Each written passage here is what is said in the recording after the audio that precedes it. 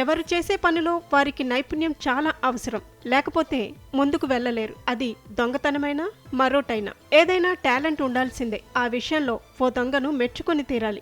ఎందుకంటే కేవలం సెకండ్ల వ్యవధిలో ఎంతో చాకచక్యంగా బైక్ కొట్టేశాడు. దీనికి సంబంధించిన వీడియో సోషల్ మీడియాలో వైరల్ అవుతోంది. ఈ వీడియో చూసిన నెటిజన్లు అవాక్ అవుతున్నారు. ఈ వీడియోలో ఓ షాపు ముందు వరుసగా బైకులు పార్క్ చేసి ఉన్నాయి. వాటన్నిటిని దూరం నుంచి పరిశీలించిన ఓ వ్యక్తి నెమ్మదిగా అక్కడికి వచ్చాడు. అక్కడ ఉన్న ఓ రాయల్ ఎన్ఫీల్డ్ బైక్ పైన అతని దృష్టి పడింది. అంతే, అదేదో తన సొంత బైక్ అన్నట్టుగా బైక్ వద్దకు వచ్చి నిలబడి అటు ఇటు చూశాడు.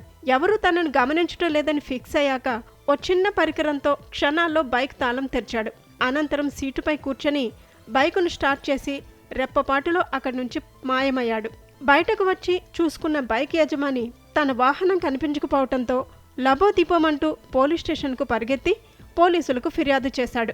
షాపు వద్ద ఉన్న సీసీ ఫుటేజీని కూడా పోలీసులకు అందించాడు.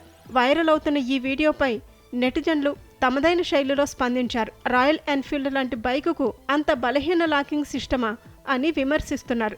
నోయిడాలో తన బుల్లెట్ కూడా ఇలాగే చోరీకి గురైందని మరో నెటిజన్ కామెంట్ చేశాడు. కాగా తాజాగా చోరీకి గురైన రాయల్ ఎన్ఫీల్డ్ క్లాసిక్ 350 ధర ఇంచుమించు 2,25,000 రూపాయలు.